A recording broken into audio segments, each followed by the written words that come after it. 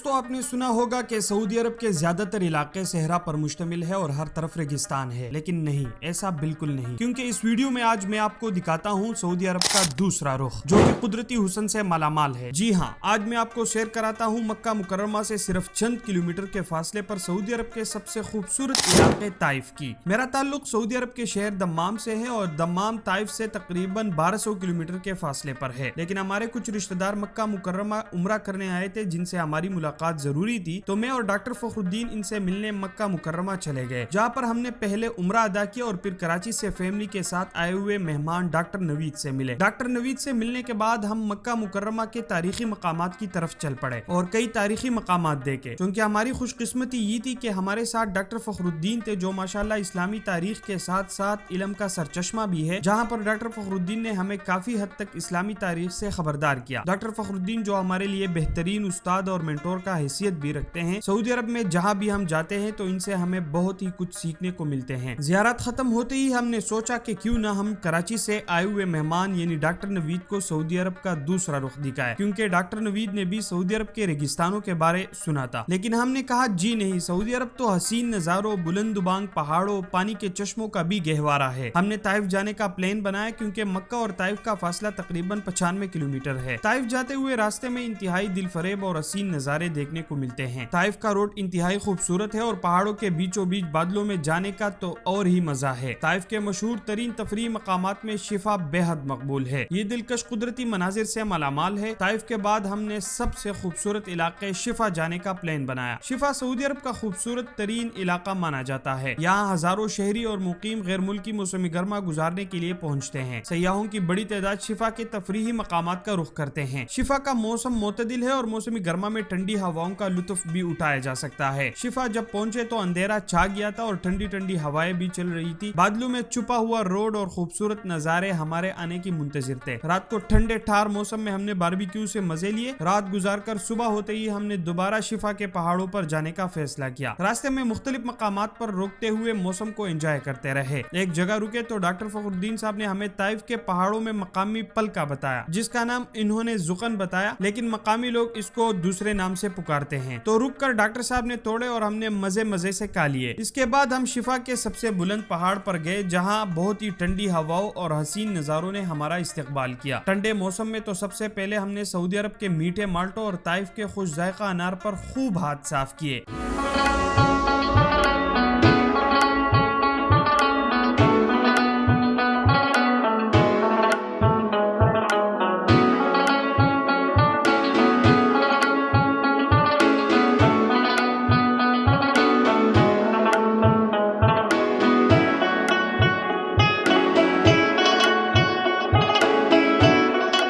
तो दोस्तों ठंडी हवाएं चल रही हो और चाय का चस्का ना हो, ऐसा तो मुमकिन नहीं। तो जी हम चाय अपने साथ होटल से तैयार करके ले गए थे और फिर यख बस्ता हवाओं में चाय से भी खूब मजे लिए। डॉक्टर नवीद से गपशप लगाई। पाकिस्तान के मौजूदा सूरत हाल पर इन्होंने खूब नजर दौड़ाई, जिस पर हमने मिलकर बहुत ही अफसोस किया, क्योंकि पाकिस्तान पर अफसोस ही की जा सकती है। दोस्तों अब इसी इलाके यानी शिफा के हवाले से आपको थोड़ा कुछ बताऊं। शिफा कुदरती मनाजिर के शौकीन के लिए खूबसूरत तरीन सयाहती मरकज है। बुलंदुबांग पहाड़े, सरसब्ज और हसीन नजारे, ठंडे ठार मौसम और ठंडे मीठे पानी के चश्मे यहाँ की खूबसूरती को चार चांद लगा देते हैं। यहाँ खेमे लगाने और बारबेक्यू की तकरीबात मुनक्किद करने के लिए सहूलतें मुयस्सर हैं। हाइकिंग रूट और कोह पेमाई का भी इंतजाम है। शिफा जाते हुए अलहदा के मकाम पर एक चेयर लिफ्ट बनाया गया है, जिसमें सयाह बैठकर पहाड़ों के ऊपर से दामन तक पूरे इलाके की सैर करते हैं और हसीन नजारों को एंजॉय करते हैं। सऊदी अरब हुकूमत की जानिब से यहाँ पर सयाहों के लिए बहुत ही ज्यादा सहूलियात मुयस्सर है। सऊदी अरब में जब छुट्टियां हो जाती है तो सयाहत के शौकीन अफराद इसी इलाके यानी शिफा में जाने की देर नहीं करते। पाकिस्तान समेत दुनिया के दीगर ममालिक से आए उम्रा ज़ायरीन भी इबादत से फारिग होकर इसी इलाके का भी सैर करते हैं।